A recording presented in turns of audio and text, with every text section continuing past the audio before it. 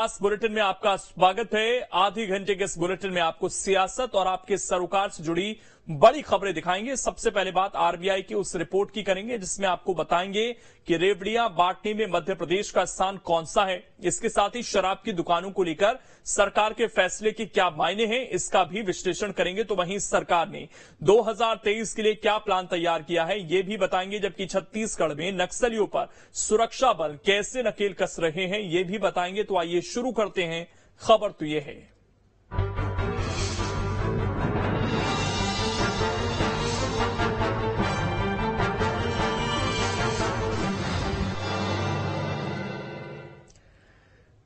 Subsidy देने के मामले में मध्य प्रदेश देश भर में नंबर 1 है। आरबीआई की रिपोर्ट में यह बात सामने आई है। सवाल यह है कि क्या इससे राज्य की अर्थव्यवस्था पर कितना असर पड़ रहा है। यह रिपोर्ट आप देखिए।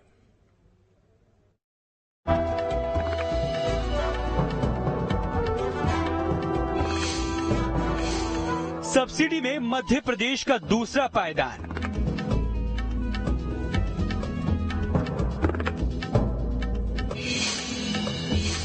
अर्थव्यवस्था को कितना नुकसान।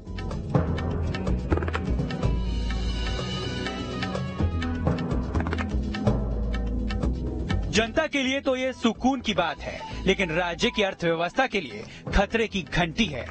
क्यों और कैसे, ये हम आपको आगे बताएंगे। लेकिन उससे पहले आपको बताते हैं कि आरबीआई के मुताबिक कौन राज्य किस पायदान पर है और फ्री की चीज देने में कितना पैसा खर्च कर रहा है।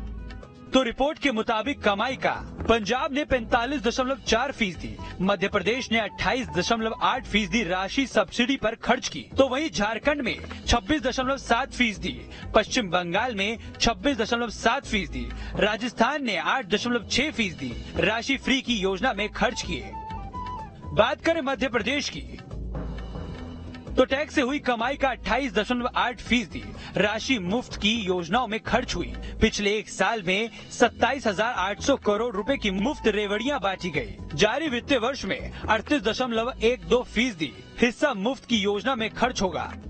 अब सवाल है कि आखिर मुफ्त की योजनाएं क्या होती हैं और उसका क्या असर होता है। तो दरअसल फ्री की योजनाओं से अर्थव्यवस्था को कोई फायदा नहीं। फ्री बिजली, पानी, बस यात्रा, कर्ज माफी जैसी योजनाएं सब्सिडी वाली हैं। इससे बैंकिंग सिस्टम कमजोर होता है। ये निजी निवेश के प्रोत्साहन को कम करती हैं। मतलब ये कि फ्री के चक्कर में राज्य की इकोनॉमी खराब हो रही है। उन्होंने तो सब्सिडी बांट के ये हालत कर दिया है मध्य प्रदेश का कि हर महीने 2,000 करोड़ रुपए का ऋण लेती है सरकार, और ऋण लेके घी पीने की जो कहावत है उसको चरितार्थ करते हैं। आज महंगाई से लोग परेशान हैं। महंगाई कम करने की बात नहीं करते। डीजल, पेट्रोल, रसोई गैस, आटा, दाल पे भी टैक्स लगा दिया है इन सरकारों ने। कुल मिलाकर रेवड़ी वहां बांटते हैं जो इनके भारतीय जनता पार्टी से संबंधित लोगों, आम जनता को उसका कोई फायदा नहीं मिल रहा है। ये रेवड़ी बांटना छोड़े और महंगाई कम करें और लोगों को रोजगार दें। मुझे लगता है कि मध्य प्रदेश में भी जन कल्याणकारी कार्यक्रमों के लिए पैसे की आवश्यकता होती है। उसमें जो अगर हमने लोगों को नए जो उद्योग के लिए लोगों को अवसर दिया है, तो उसमें भारत सरकार की योजना है, राज्य सरकार की योजनाओं के माध्यम से लोगों को आत्मनिर्भर बनाने के लिए जो हमने प्रयास किया है, सब्सिडी दी है, तो उसके कारण ये होगा। और बाकी आंकड़े मुझे लगता है अर्थशास्त्री जान पाएंगे। लेकिन मध्य प्रदेश नए स्टार्टअप के रूप में कई नौजवानों को अवसर दे रहा है ताकि मध्य प्रदेश आत्मनिर्भर हो सके। रिजर्व बैंक की रिपोर्ट में प्रदेश के बढ़ते कर्ज पर चिंता जताई गई है। ऐसा इसलिए क्योंकि मध्य प्रदेश एक लौता ऐसा राज्य है जहां पिछले 2 सालों में कर्ज का बोझ घटने के बजाय 2% बढ़ गया है। मध्य प्रदेश में जीडीपी की तुलना में 31.3% कर्ज है। 2022-23 में इसके बढ़कर 33.3% होने का अनुमान है, यानी सीधे सीधे 2% की बढ़ोतरी का अनुमान है। जीएसडीपी की तुलना में कर्ज में मध्य प्रदेश चौथे नंबर पर है।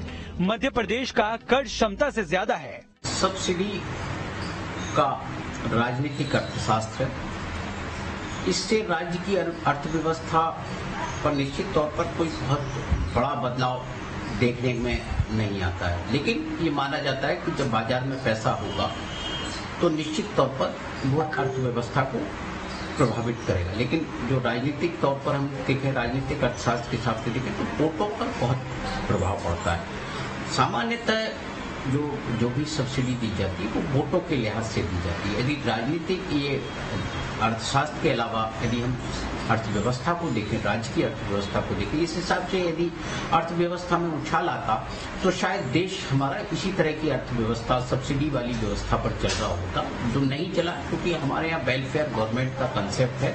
तो जहाँ जरूरी सेक्टर है वही मदद देने की, लेकिन ये एक ट्रेंड हो गया है कि हम चुनाव जीतने के लिए रियायतें देते हैं, सब्सिडी देते हैं और कई तरह की सुविधाएं देते हैं। कभी बिजली बिल माफ तो कभी बिजली कंपनियों को बेल आउट पैकेज तो कभी फ्री राशन। ऐसी ही योजनाओं में सब्सिडी की जरूरत पड़ती है। इससे सरकार की वाहवाही तो होती है लेकिन राज्य की वित्तीय स्थिति चरमरा जाती है और इसलिए कर्ज पर कर्ज लेने की जरूरत पड़ती है। अगर ऐसा ही रहा तो राज्य की इकोनॉमी को ठीक करना मुश्किल हो जाएगा और इसका असर निवेश पर भी पड़ सकता है, क्योंकि ज्यादा फ्री के चलन से निवेशक राज्य से कट सकते हैं। सब्सिडी बांटने में मध्य प्रदेश दूसरे नंबर पर है। जिस तरह से रिपोर्ट सामने निकल कर आई है उसके मुताबिक साल भर में जितना भी सरकार टैक्स के जरिए अर्जित करती है राशि, उसका 28% जो भाग है वो सब्सिडी में बांट देती है। शायद यही वजह है कि मध्य प्रदेश की जो अर्थव्यवस्था है वो थोड़ी कमजोर है। जर्नलिस्ट अनवर के साथ Jitendra Sharma, news state, Bhopal.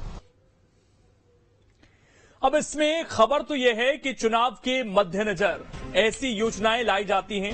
Free scheme पर सरकारों का हमेशा से जोर रहा है ताकि चुनावों में इसका लाभ मिल सके। हर सरकार में ऐसा ही होता रहा है। तो कुल मिलाकर यह स्थिति दिख रही है और ये कहीं ना कहीं अर्थव्यवस्था के लिए सही संकेत नहीं है। वहीं शराब की दुकानों को लेकर सरकार ने नया आदेश जारी किया है। अब अगर कहीं महिलाओं को दिक्कत हो रही है तो वहां से दुकानें हटाई जाएंगी। आखिर इस फैसले के